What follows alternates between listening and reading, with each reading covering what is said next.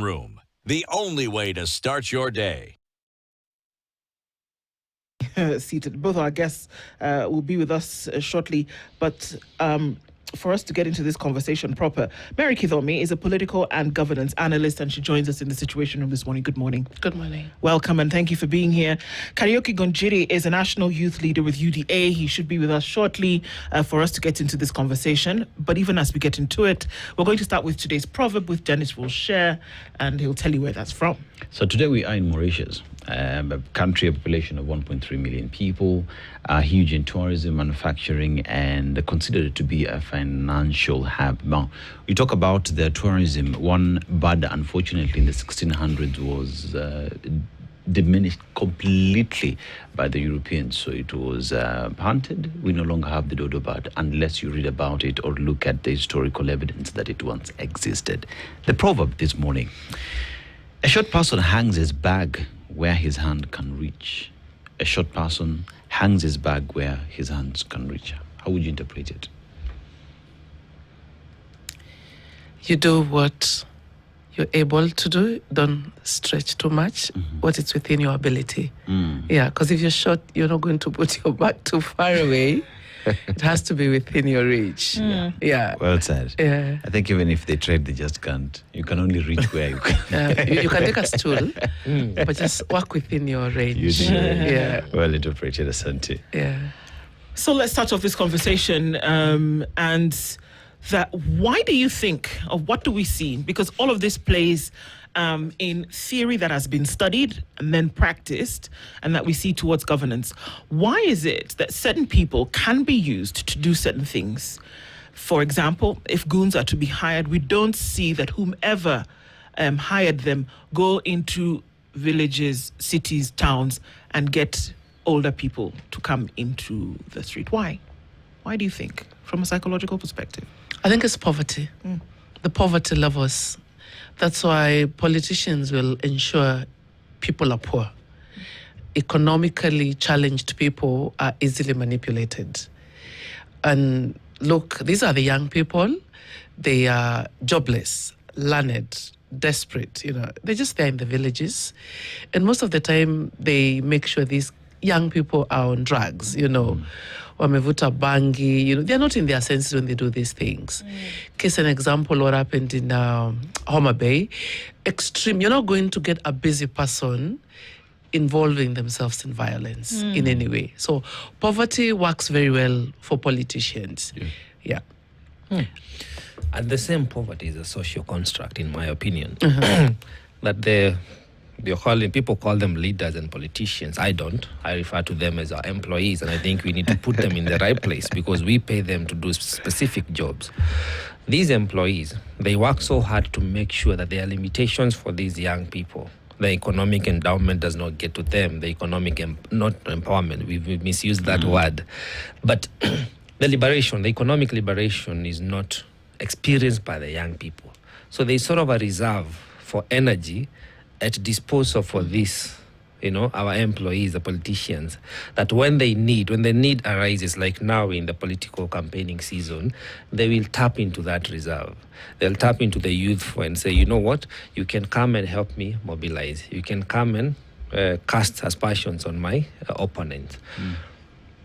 Are we people not woke enough to realize that if indeed poverty is a social construct, if indeed whatever you're doing is not in the interest of this politician, our own interest, in the interest of the politician, can we not convert that power and say that no, it is about time we start disagreeing with somebody who is not serving our interest? Because even if you're paid for the day, tomorrow you could be in hospital.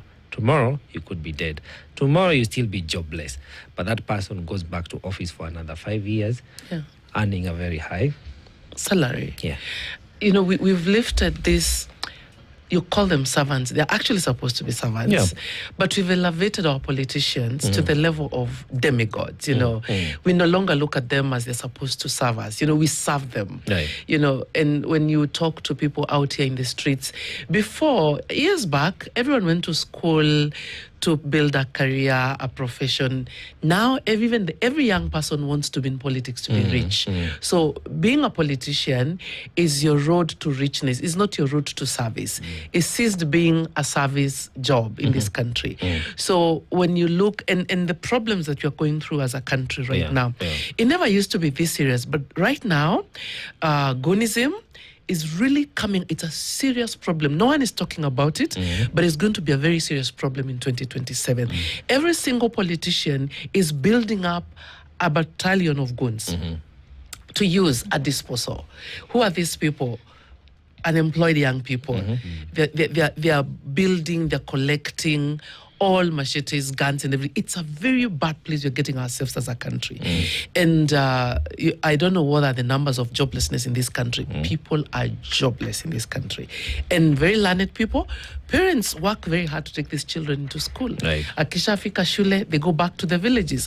What are they doing in those centers? Smoking, idling, and you know what happened to an idle mind? So, and now all the money is with the politicians. They've corrupted, they've stolen the CDFs, they've dealed, they're will dealing in government circles. They have all the money. And you can imagine when it's a survival for a human being, like they need to eat. They'll just do anything. They'll just do anything. And then there's the level also of programming, psychologically, they've programmed these people. And it's a big problem when you look at Nyanza. I've been into all sections of Nyanza. Politically, on political meetings. Right. And there's that community has been programmed for violence. You can actually attribute that to the low levels of voter turnout in Nyanza, the entire Nyanza. You can just not hold a political meeting anywhere. An MC has to allow you. Someone has to know. It's just not like any other part of the country. So for me, when you see that, and the levels we've gotten to, the levels of poverty in this country, the amount of money in the hands of politicians, this is a catalyst for disaster in the happening. Yeah. I mean, as we talk about perpetuation of Goonism in the country, insecurity getting into our politics, one asks the question, then has society, the Kenyan society, accepted or surrendered to the fact that Goonism and insecurity is part and parcel of our politics? That when we see it happening, it's just another incident that happened. Because at the end of the day, you look at even conversations when you are having today, we've seen Goonism before. It has been allowed. Police and goons working hand in hand. So Kenyans are not surprised. It's just another day in office. Goonism has occurred. We will move on as if nothing happened. We've been cooking a very dangerous meal, and it started in 2024. Gen Z demonstrations, where politicians paid up goons and they would walk with the police.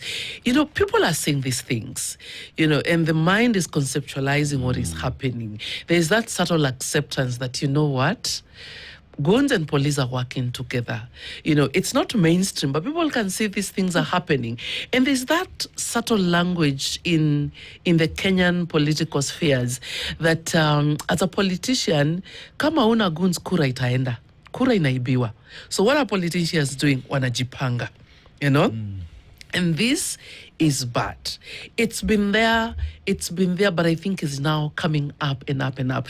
And people say it's mainstream, it's in courts, elections are not free and fair. So people are pushing to have free and fair elections. What do? Protect your vote. How are they protecting the vote? Apart from the people protecting the vote, people are building a battalion of goons to protect the vote. So there's always a reason. So if you ask me, is the failure of government, is the failure of the system that is bringing up a whole other line of created security, created protection, because the government is failing. People have lost faith in government, in institutions. The IEBC is not seen to be independent. It has to be seen to be independent in the eyes of the people. Right now, if you talk to so many Kenyans and ask them, is IEBC independent? Generally, it doesn't matter your political affiliation. Many will tell you, no, it's not independent. How was, say, like the chairman brought in, everyone is talking, this guy didn't even apply for the job, is the chairman of IEBC. So that level of independence seems to be, a society has to exist in a place where law works, institutions work. The Kenyan society is losing all that. The constitution has just become like a document, like a PR document. So when we get into those places, we are disintegrating the society bit by bit by bit, and the politicians have not actually conceptualized how much this is a danger to this country. To the country. Yeah. Now, so you have that on one side. On the other hand, you have the youthful uprising, where we are saying this is the moment for the youth to take charge of their country. This is the moment for the youth to even go for the electoral positions and participate actively in this discourse, dismissing the legacy politicians and ushering in a new birth for the country. When you look at the violence that is being perpetrated, the high cost of campaigning, it calls for a chest of funds that the youth do not have. And therefore, this may lead to a limitation of participation by qualified young people who can assume positions, but the virtue of the requirement, you're not able to mobilize goons and resources, you're not able to position yourself as an aspirant or a candidate. How do you bridge the gap as the youth for young people who want to give birth to new leadership, to new values, to upholding the rule of law? In existence of these circumstances, how do you give birth to the newness? Civic education. We need a lot of civic education in this country. And a precedent was set by the Gen Z. You see the way the demonstrations in 2024 were mobilized. They were leaderless, they were tribeless, they were partyless. It was the first time in this country that we had months of demonstrations with no political leadership, with no center of power. But people woke up every day. Everyone was doing something small in their own spaces. A TikTok video, a graphic design, something. Everyone was doing something. And Kenyans took it upon themselves to educate the masses. People would interpret those small things even to vernacular language. So I think we've been told, we've been programmed, the millennials, the boomers, that, tunachagua serikali itatuongoza. Once we do that, we sort of tilt to our personal lives. And essentially, we don't have government right now. Government has failed the mandate of what a government is supposed to be. So for me, it is calling upon every single Kenyan to step into the space of doing small things in your society to bring change. And the biggest of them all is civic education. Look at it like this. Right. The Constitution has given people money to go to the streets. Just if you're unhappy, it's the people shall, Violence is not allowed. So if people get out and speak against an ill in society, that is protected in the Constitution. So when you see, and I'm sorry to say, I see democracy is actually a fallacy in Africa. Because how do we talk about bringing young people to democratic spaces, seeking elective positions, and what is the budget for a gubernatorial seat? Hundreds of millions. Where is that young man going to get? When you look at gubernatorial seat, look at even at the MCA seat right now, anahitaji pesa ngapi kuomba ile kiti. So democracy has been built to be that expensive, to be a reserve of a particular group of people. So it is us, the people, not to fit into that narrative. You need the money to do this. We need to be able even to vote for people just by what they believe in, not the money aspect of it. So it's a call for the entire country. It's a call for the people to come forth and save the country themselves. Well, Wanjiru, it's been said that the government has failed on its mandate, thereby creating loopholes where civilians are now being reduced to seeking even private security in the name of goons. And among other challenges that are socially we are facing during this electoral cycle. Do you hold the same opinion that the mandate that should be discharged by the government, especially the institutions, the agencies, has been relegated to a level of dissatisfaction where Kenyans are feeling there are some measures we need to start taking ourselves? And in assuming those measures and responsibilities, now we are creating risk factors for the rest of us. Thank you so much. Good morning, everyone. Good morning. And thank you for having me on Spice FM. I think that, as you all know, that the primary responsibility of any government is to protect life and property. And it is not different for this administration. This administration has been there for 4 years now. And you remember, in the past administrations, we had issues of terror attacks in the country, there is no government, no administration that has been able to contain that for the last 10 years, even during the Kibaki era. I believe that the issue of the culture of gunship in Kenya is not an issue that is only to be blamed on one political divide. I think it's a whole Kenya's political ecosystem problem, which requires everyone in whichever capacity that they are, when they champion and canvass in their politics, to know that we must tackle this issue together and find a solution to it. There is no provision in the law for the citizens themselves to come out and protect themselves. And where we always have a problem is getting the difference between the definition of who is a goon and who is a supporter. Because if you remember the time when we had the Gen Z protest, for instance, there were a lot of cases where the police were accused of victimizing the young people and even hurting them because they are coming out aggressively to make certain chants and even sometimes throw stones as police officers. And as citizens of this country, we must agree that we have first to accept that every other person in this country will not come out to protect anybody when the police and the security agencies decide to take action against this.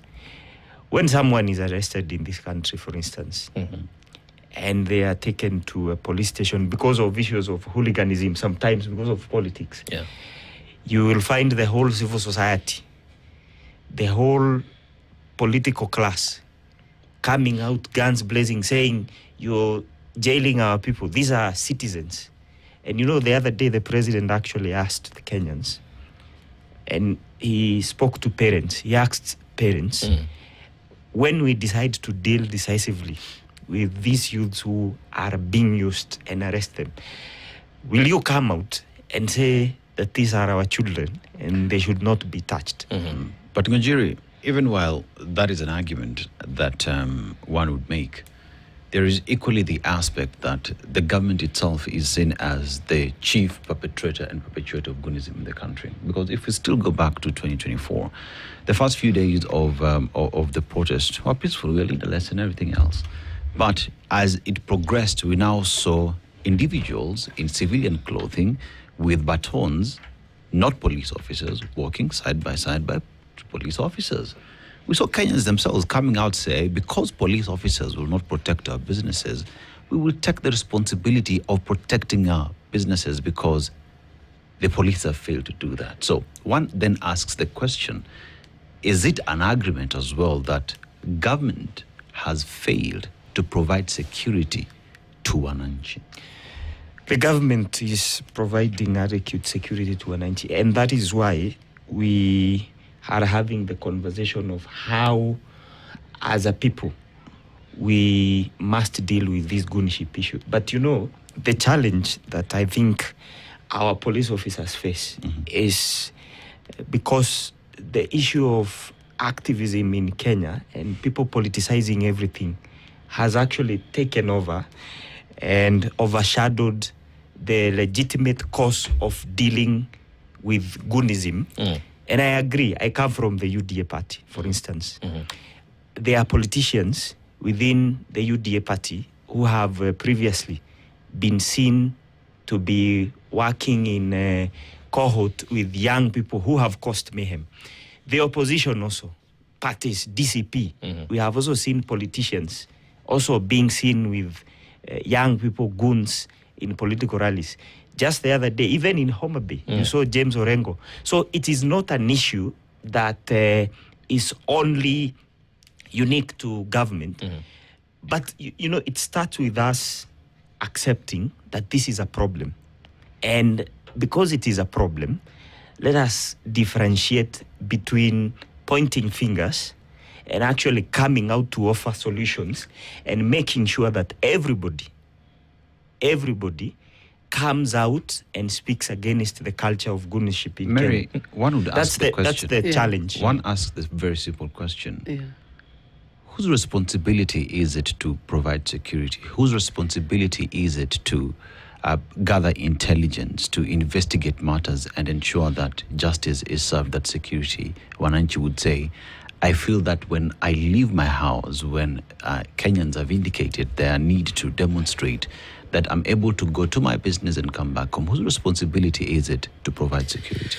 Definitely, that's the responsibility of the government. But I feel the UDA administration, it's so funny.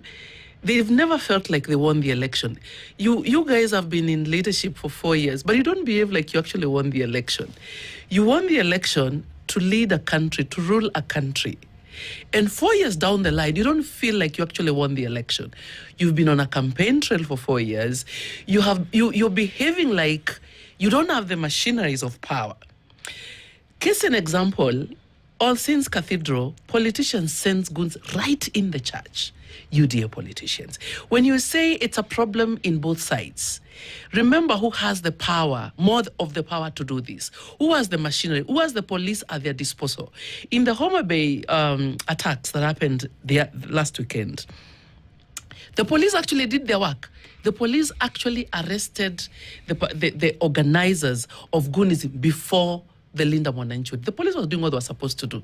Phone calls were made, the goons were released. The police are so demoralized. They actually want to do their work.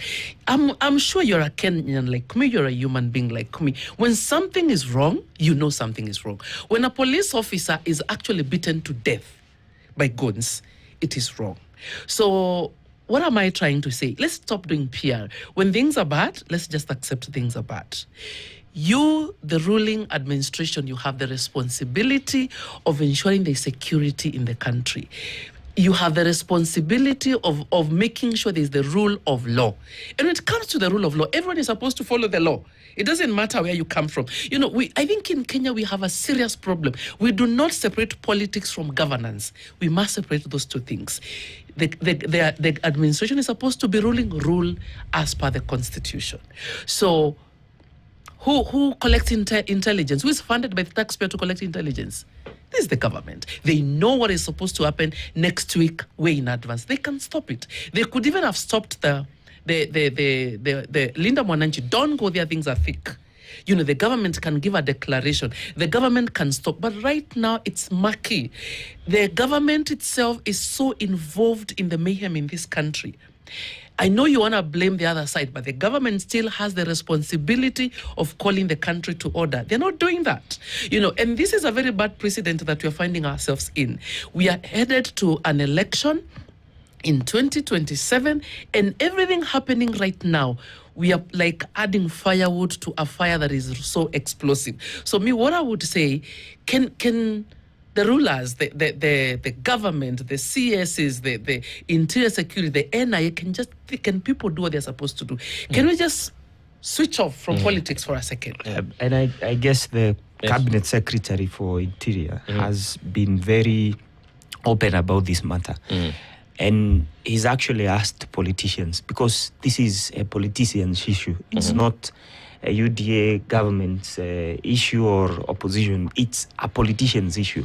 The whole political class has now to themselves, to whom much is given, much is expected. So each and every political party in Kenya must now come out and denounce this culture of Goonism and direct its members to behave within the confines of the law. That is the position. But as that is could be the official position of the government, it is not just a political party's issue, because the violence is meted on civilians who are not even political party members. They may have attended the rallies, but you do know, and you'll agree with me, that there is also collateral damage, either of life or property. Therefore, this is a national security issue that is seeming to polarize our campaign terrain. And therefore, if it is not capped now, there is no telling on how far it can stretch. That's the fear Kenyans are having. We don't want to do fear mongering because over and again you hear people saying, oh, we may have a 2007 moment. We are not going to have that, courtesy of Kenyans' commitment to peace accord, that we can have a peaceful electoral process. We can commit to that as Kenyans and denounce the violence and the perpetrators of the same. But as we work towards that, because I'm looking forward to a day where we, Kenyans, the voters, let alone aspirants and candidates, we, the voters, will denounce and say, no, we are not coming to your rally if we don't agree with you. We are not going to come to your rally even if you pay us. I'm living for that day, and hopefully it happens within this year. But my question is this. Why do you think there is a need for goonism, for violent mobilization today? Why do you think there is that need? The same thing. Politicians are now retreating to that as a way of trying to mobilize their political support and protect themselves. But this is how I see it. Yes. Looking at 2024, when people came out to the streets, Right. there was a discussion on the force that the police can use to stop any mayhem. And you see, in the midst of such circumstances, we call it the circumstances of war, when you have a certain group, a vigilante group, coming out to cause mayhem. For instance, the burning of parliament. That was not a vigilante group, though. And because those are not peaceful demonstrations. And in the midst, you have what you call the collateral damage. You know, people lose lives, unfortunately. And that is now blamed on the government. And the police carry that blame. So with that background and with that fear, sometimes even the police themselves would be afraid of coming out and using... You've seen demonstrations in countries like France. Police actually pin down people with a lot of force. Yeah. Here in Kenya, you have seen situations where even people who are demonstrating, given a space to do whatever they want to do, coming out and provoking the police officers. Police officers have to restrain themselves and act within the law. But because of that whole ecosystem where you don't know who does what, so police officers are sometimes also afraid of coming out and using that brutal force, which sometimes is legitimate because some of these guys in this mayhem are criminals. They are not genuine people who come to a political rally. They have come there with their own selfish agendas, and they want to cause mayhem. The people what borders the police protecting everybody else and the police dealing with these criminals is where now that line has been blurred. And, you know, people take personal responsibility these days. Even police officers, for instance, but whether by mistake or whatever, if they shoot a person, a criminal, for instance, that's a whole case. Okay? And they are the ones who will stand in the bus and they will answer those questions themselves.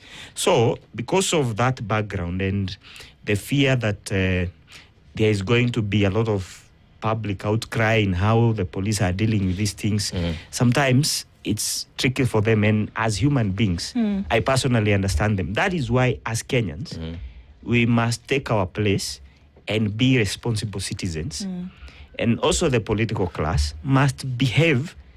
And IEBC has all the tools that it has. The only way to pin down these politicians is to actually even nullify some of them if they will not heed to the electoral code of conduct. I agree, actually. I agree with you that some of these individuals should not be allowed to run for office.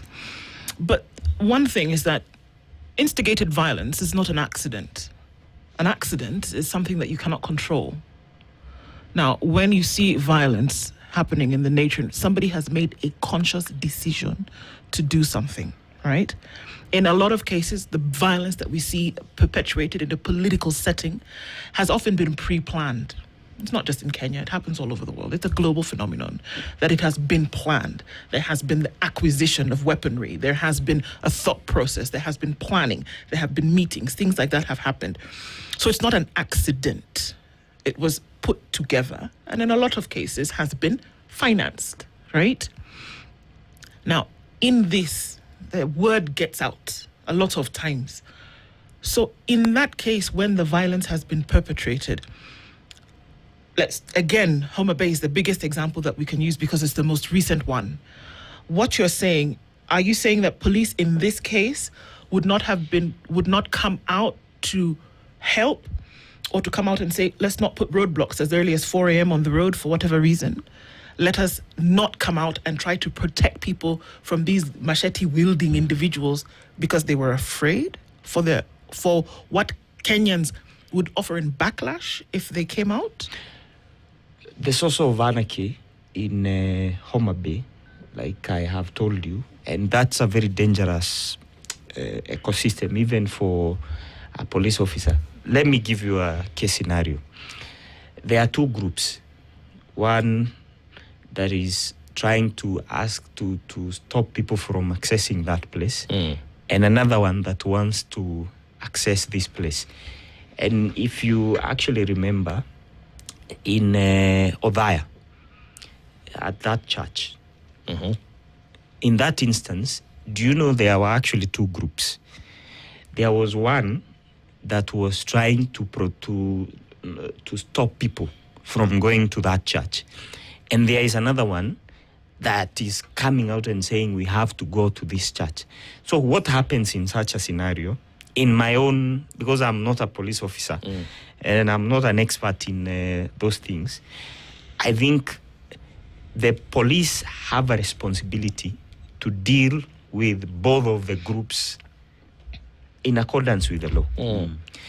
But now, and it goes back to the same culture that we've had in this country of the police always carrying the blame. What would have the police done in a situation where two groups come and clash? They are using machetes and everything. So, you know, that's I would call it, let me use the Swahili word, hawa ni wahuni.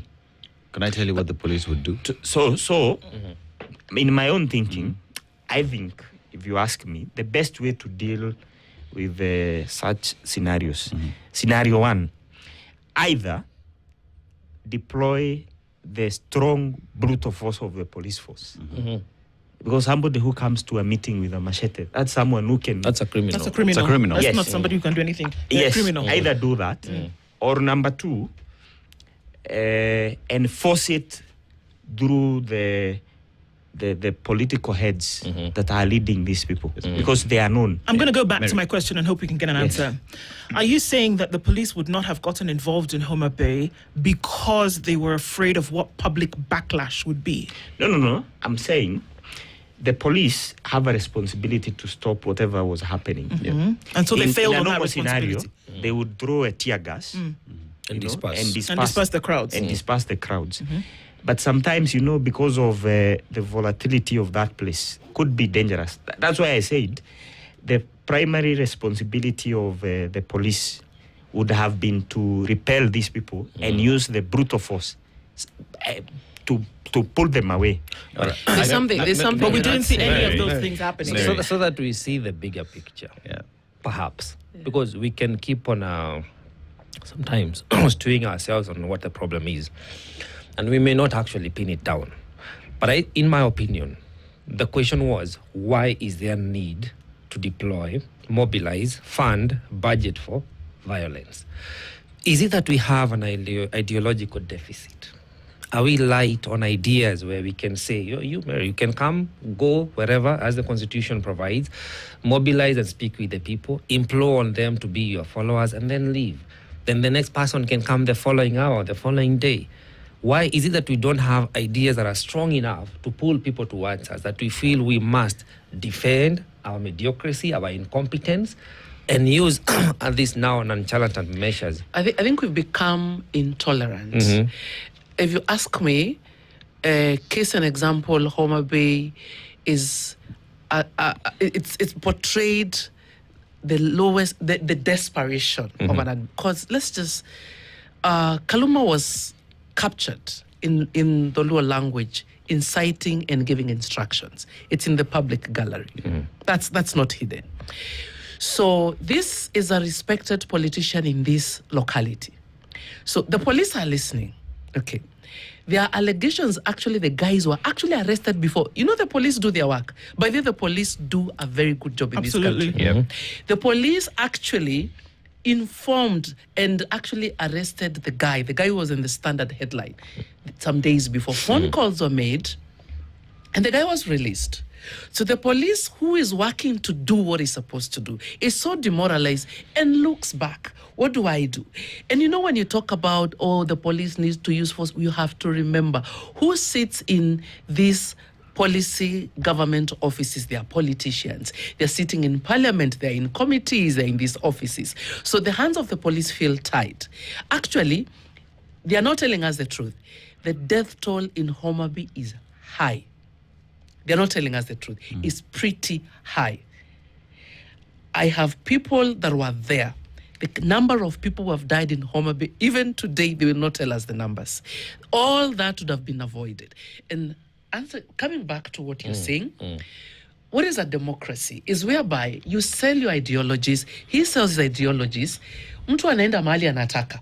You know, freedom of choice. You choose where you want to be. But what are we witnessing in this country right now? Someone has panicked.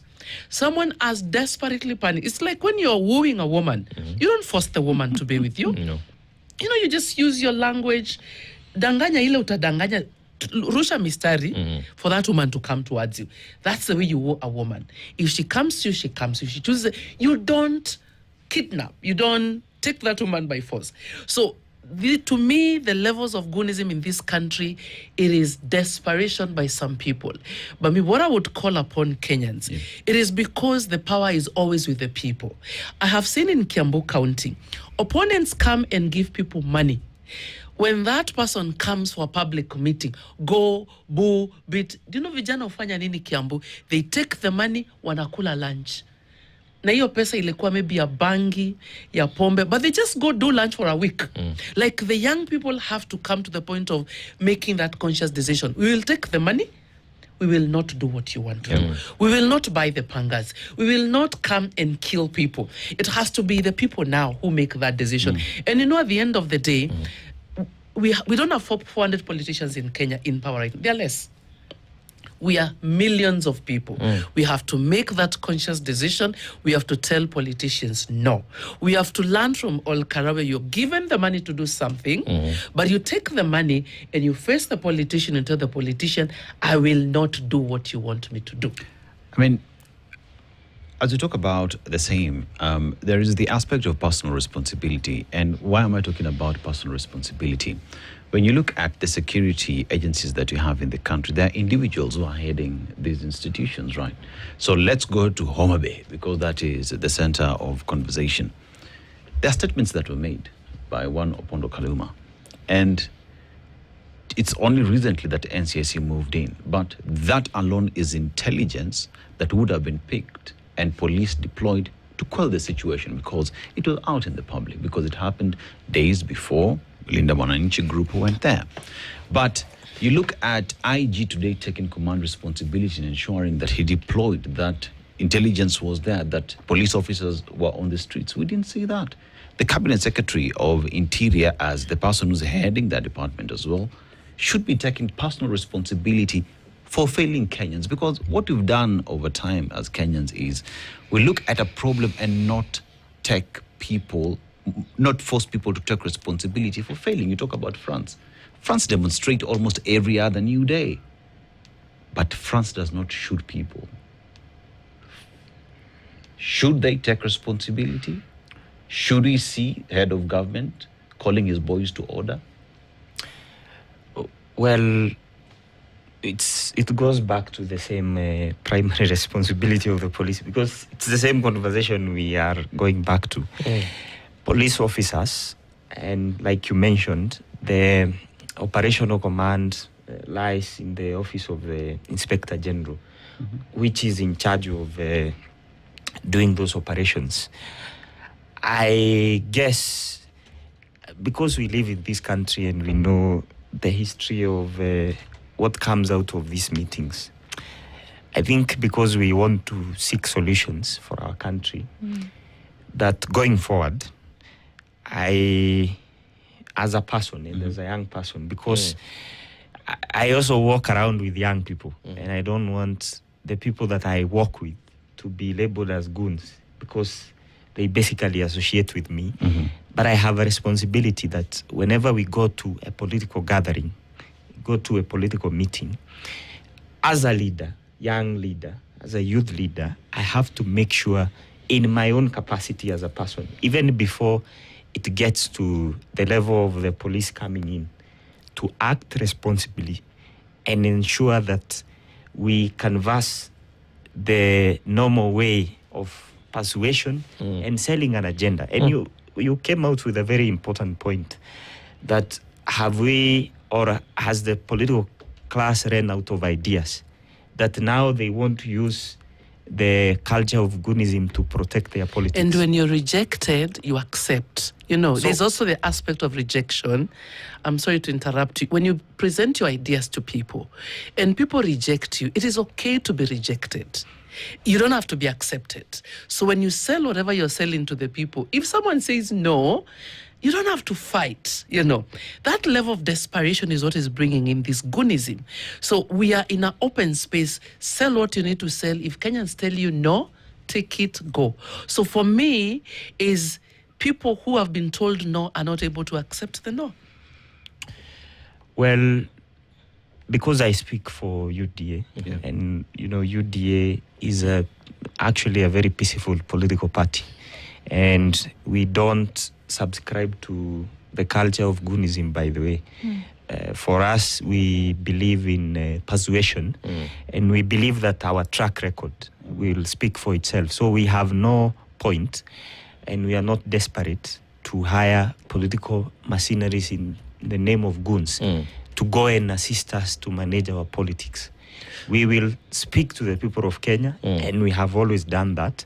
Look at, by the way, UDA meetings. You will never hear of any issues of people being attacked or something. I do not deny that there are politicians who have been elected on UDA who have been associated with certain things that we are not proud of. And in-house and within our circles, they have always been called out, and the party has its own internal mechanisms that it applies to deal with such scenarios. So it is the position of every political party as the primary vehicle that designs a way to chart a way for its members on how they want to engage on this issue. And as UDA, we have denounced and said we don't want the culture of goonism. I have a burning question. Does UDA's track record include insecurity in the country?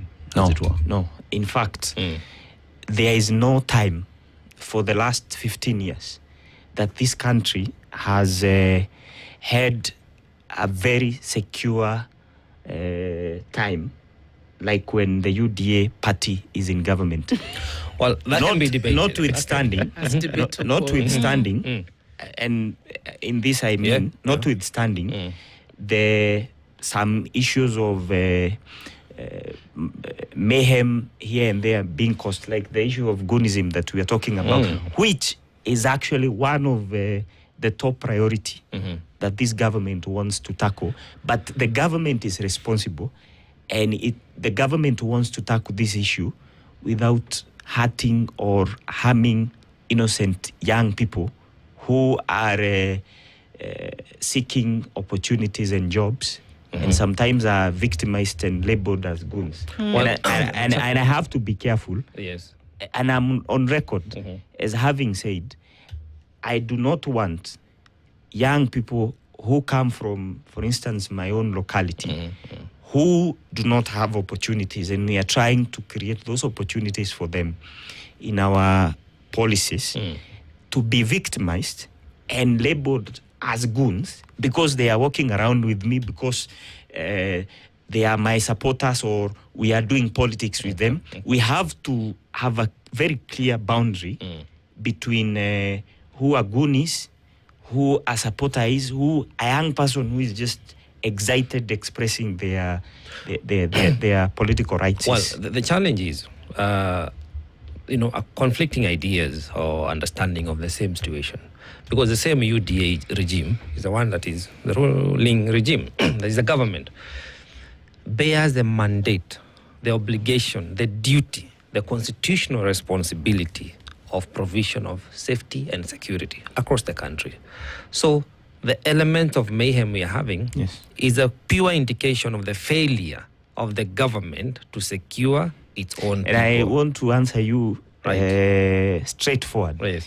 That the UD administration is keen on dealing with this culture of mayhem without hurting I'll its be own too people. late because you have And the government wants to do it in a way, and it doesn't have to be the usual way of applying very brutal force. As a Kenyan, And just wait, because there are ways to deal with this issue. And the software part of it is to apply diplomacy and force the political class using the institutions that we have. I have said, IEBC, what is IEBC doing? Well, there is institutional responsibility. I agree. The only way to scare a politician to behave and to act within the confines of the law, it's not actually arresting them, but it's actually denying them a chance to participate in elections. What we are saying, Wajiri, is that this should not be happening. If the government was responsible enough, we should not be having this conversation today about people being arrested, dying in police stations, about people going for a rally, not making it home, about policemen going to guard, provide security, deployed, and they don't go back home. Because you do understand, last weekend, we lost policemen who are Kenyans and family members to their families. We should not be having this conversation. Again, the same regime is being accused of maintaining poverty levels, directly or indirectly, such that now the youthful are available for such deployment of violence. Because it is argued, if people are economically empowered, and we have seen this in other democracies, you have very few people who would be willing to come out in the name of goonism or being hired to provide private security, which just wreaks havoc.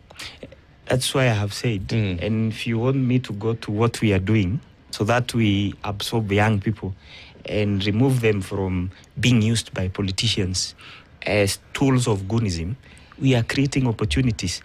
There is no government, Which ones? Kamanya, there is no government. Which opportunities? There is no government that has at a go, released money to give to a record 120,000 young people below the age of 30. That is economic empowerment. That's a Nyota Fund you're yes. referring to. There's no government that has done that. There's no government that in the record of employment that has employed 100,000 teachers, and 50%, almost 50% of those people are young people. So there's no what is the government poverty reduction that has index? employed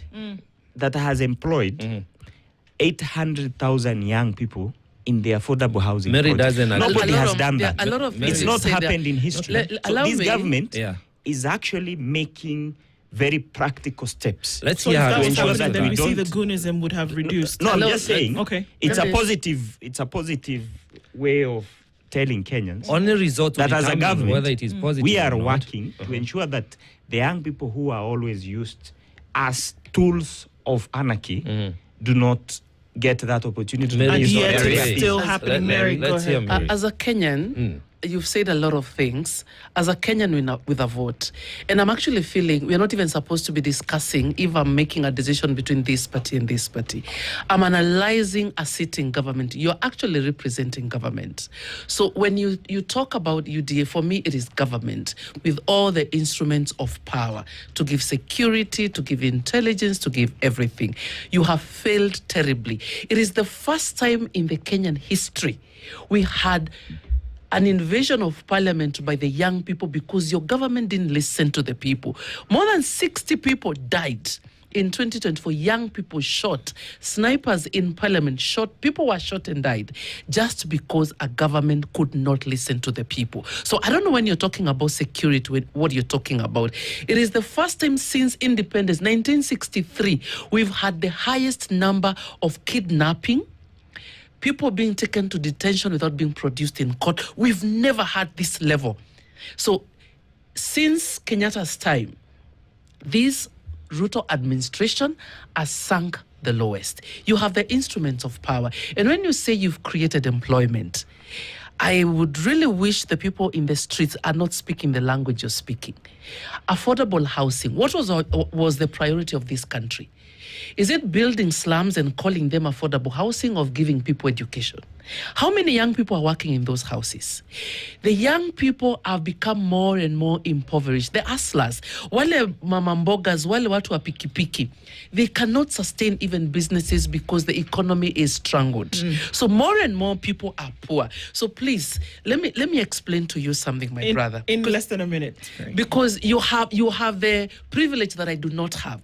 You will go back to those people and tell them they have failed. Can they do anything in those 6 months? They have failed terribly in security, in job provision, in everything. They have failed terribly. Can they do something if there's anything? Today, we have police officers 10 seconds, who please. are in court because of the mistakes that they did. And the government has actually said, and it's evident, that it's not going to protect anybody who breaks the law. We have serving police officers interdicted, others in court because of such atrocities. So the UDA government will continue to deal with any person who breaks the law. Number two, we don't have a time for number two. I'm sorry, our it's- time has it's- actually it's- come to a head now. And because of this conversation, it's necessary for us, next time, come on time, and then we can have more of this conversation.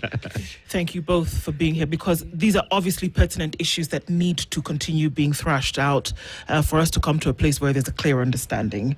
Karaoke Gunjiri is a national youth leader with UDA, Mary Kathomi, political and governance analyst. Thank you both for being here this morning. Good morning, 9 a.m. This is